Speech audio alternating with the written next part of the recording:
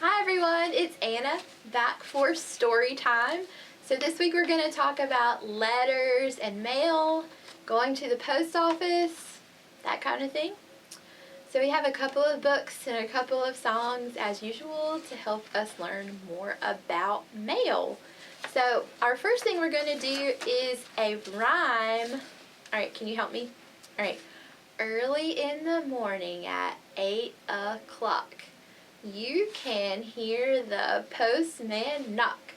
Up jumps Mama to open the door. 1 letter, 2 letter, 3 letter, 4. Alright, awesome. Who doesn't love getting mail? I mean, when it's not junk mail, of course. So, I just want to tell you a couple of things that I think are really interesting. So, the United States Postal Service is actually older than America. Can you believe that? So Benjamin Franklin was named the first Postmaster General in 1775 at the Second Continental Congress. It's a whole year older than the United States. So Post Office has been in service for a really long time. They've changed the way that they do things. As we've gotten computers and things have become automated, we don't get our letters, from somebody delivering them on horseback anymore. So it's really cool. Sometimes people can get frustrated with how, if they're expecting something to come really quickly and have to wait for it, they're anticipating something in the mail. But it is truly amazing that the Postal Service goes through so much mail every day and delivers all of it. Like, it's crazy. I read something, it's like they go through almost 7 million pieces of mail a day and get pretty much all of it to where it needs to go. It's amazing. So, just wanted to tell you that. So, also, I made a really big envelope. So, I don't know if you've ever gotten a letter in the mail or a package in the mail. We've got lots of packages in my house recently, Christmas shopping and all of that. But here is what an envelope looks like. So, I thought we could talk about the different parts of an envelope and what you need to include to mail a letter to somebody. So, up here in the corner, will be where you write your address. So your name, your street address, your town, your state, and your zip code. So if you leave any of these off, it could be kind of hard if they have to send it back to you for a reason to know where to send it. So you need to be sure you include all of that information. And wherever you want the letter to go, you have to include that same information right here really big. So our letter is addressed to Storytime Friends, that's you, Wayne County Public Library, 1001 East Ash Street, Goldsboro, North Carolina, 27530. So that's what our address is here at the library. So if you want to send us a letter, I would love for you to send me a letter. You can send it to our address. And then you can't forget your stamp. I drew a stamp up here based on one that I saw on the internet. So you got to be sure that you put your stamp on there, because if you leave your stamp off, they can't send your letter. And stamps are pretty cheap, but they help to cover all of the operating costs for the Postal Service. So paying the employees, paying for the vehicles, paying for the machines, paying for all of that. So it's really cool that stamps are pretty cheap compared to how much I'm sure it costs to run the Postal Service. So these are the parts of a letter, or the parts of an envelope. And then whenever you're mailing to your friend or your family member, you just put it inside of your envelope. So it can be whatever you want, but the outside needs to have these things on it. Alright, so we're going to read one of my favorite books today. Y'all know I really love Clifford. I love Clifford so much, and I love all the books and the show. There's a show that used to come on when I was a little girl. Alright, so this one is Clifford's First Valentine's Day. So Valentine's Day is coming up. Have you ever gotten a Valentine in the mail? Some people like to mail them to each other. Might be easier to mail them to somebody this year if you're not hanging out with people in person. So we'll see what Clifford did on Valentine's Day. So this is when Clifford was still a little bitty puppy, before he got super huge. Alright, so this is Clifford's First Valentine's Day by Norman Bridwell, and it's published by Scholastic. Alright. Oh, here's Clifford. He's so big. Whee! That's me, Emily Elizabeth, playing with my friends and my big red dog, Clifford. So there's Emily up there. We're excited because it is almost time for Valentine's Day. Guess who always gets the biggest Valentine? We love Clifford. He would need a big Valentine because look how big he is. Before Clifford grew up, he was a very small puppy. He was so small. He had a lot of adventures when he was little, but I will never forget his first Valentine's Day. It all started a few days before the holiday. I was making Valentines for Mommy, Daddy, Grandma, and Grandpa. You can see all of her craft supplies here. You want to join us at the library in a few weeks? We're having a Valentine card making program so we can be just like Emily Elizabeth. Clifford wanted to help, so I gave him some paper. He had his own way of cutting out the hearts. So you can't use scissors, so he was biting his hearts. Looks pretty good though. In those days, we used white paste to stick decorations on our Valentines. Clifford liked the smell of the paste. He thought it would be good to eat. Should you eat glue? No, probably not. Ugh, he was wrong. I had to wash out his mouth. Look, he thought it was so yucky. I didn't see the paste all over his paws. Uh-oh, look, he's sticking to everything. Got glue everywhere. What a sticky mess!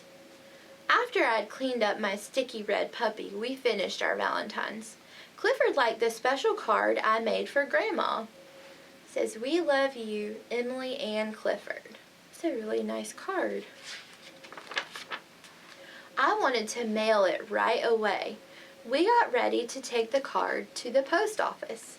It was cold outside, but I made sure Clifford stayed nice and warm. Can you see him? He's sitting in Emily Elizabeth's pocket. When we got to the post office, I pulled down the door to the mail chute. Uh-oh. Clifford lost his balance and he disappeared into the dark hole. Look, he fell right in. And came out in the basement mail room. Look, it's like he went down a slide. He sank down under a ton of letters in the cart and the postal workers didn't see him. Do you see him? You see him over there. Do you see him over here? You can see his one little foot. Poor Clifford. He struggled and struggled trying to get out, but just kept slipping deeper and deeper. Mommy and I told the postmaster what had happened. He took us to the mailroom and he said we could look for our puppy there. They're in a big hurry. It looks like they're running down there. How would we ever find Clifford? Look at all of that mail. That is a ton of letters. Suddenly, we heard a sound. What? The mail was barking. We dug into the letters as fast as we could. Look, it says, "Arf, arf." Good thing he made a sound, otherwise I don't know if they would have found him. Clifford was so glad to see us, and we were glad to have him back. Look at the people in the back, they're so happy. He was all the way at the bottom of that cart. On Valentine's Day, I got a lot of cards. I love the one that Grandma sent, but the best Valentine of all was from Clifford. Look, Emily's eyes look like hearts. He will always be my favorite Valentine. The end. Oh, man. Yeah, they couldn't have lost Clifford at the post office when he got big. He would never have fit in there. But he used to be a really tiny puppy, so I'm sure glad that they found him. All right. So our next rhyme, can you count to 6 with me? All right, so 1, 2, 3, 4, 5, 6. All right, so we're going to have a rhyme about 6 Valentines. So 6 little Valentines were sent to my house. The first one said, "I love you from Mouse." 5 little Valentines in my mailbox. The second one said, "Be mine," from Fox. 4 little Valentines full of love. The third one said, "You're sweet," from Dove. 3 little Valentines just for me. The fourth one said, "Be my honey," from B. Two little valentines mailed with care. The fifth one said, "Here's a hug," from Bear. One last little valentine from my friend Jay. And this one said, "Happy Valentine's Day." All right, awesome. Okay, so our next book. Whenever you write a letter to somebody, you need to know how to write your name. So even if your letter is just pictures that you drew or something you thought of that the person may enjoy, it's always good to write your name so they know who the letter is from. So this book is called Yoko Writes Her Name. This book is by Rosemary Wells. She's kindly given us permission to read it. All right. Yoko could write her name perfectly. "I am so proud, my little snowflower," said Yoko's mother. So you can see Yoko's written her name. Can you read that? It looks a little bit different than how we write our name usually. The next day at school, Mrs. Jenkins asked Yoko's class to write their names. "Look, boys and girls," said Mrs. Jenkins, "how beautifully Yoko writes in Japanese." So she's writing her name in Japanese, not in English. That's why it looks that way. It's a different alphabet, different letters. How cool is that? Olive, who was in her class, whispered to Sylvia, "Yoko can't write. She is only scribbling. She won't graduate from kindergarten," said Sylvia. In the cafeteria, Sylvia and Olive made up a song. 2, 4, 6, 8. Who's not going to graduate? That is so rude.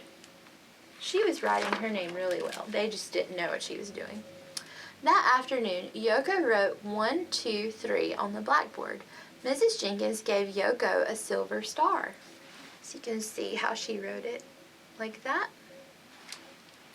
But Olive said to Sylvia, "Those aren't numbers. Those are just baby marks. She definitely won't graduate," said Sylvia. On the playground, Olive and Sylvia played graduation. Now, I don't remember playing a game like this when I was in kindergarten, but they seem to be really into it. Everyone graduated except for Yoko. "You are going to have to learn to read and write first, Yoko," shouted Olive. At supper time, Yoko would not eat her favorite sushi. She wanted to go to bed. "Something is wrong with my little snowflower," said Yoko's mother. Yoko could hold it in no longer. "I am not going to graduate from kindergarten," said Yoko. "But it's only the first week of school," said Yoko's mother. Yoko just looked at the moon outside her window. These girls in her class made her pretty upset. At school, Mrs. Jenkins asked Yoko to share her favorite books with the class. Yoko's favorite book was The Happy Doll. She turned the pages and told the story. Olive whispered to Sylvia, "Books go left to right, not right to left. Yoko is only pretending to read," said Sylvia. "She'll never make it to first grade," said Olive. So her book was written a little bit differently because it was written in Japanese. Olive and Sylvia really they don't quite understand what's going on here. They're being kind of mean about it. After school, Angelo found Yoko hiding. "What's the matter, Yoko?" Angela asked. "I will never, ever graduate," said Yoko. "My reading and writing are no good." "But you have a secret language," said Angelo.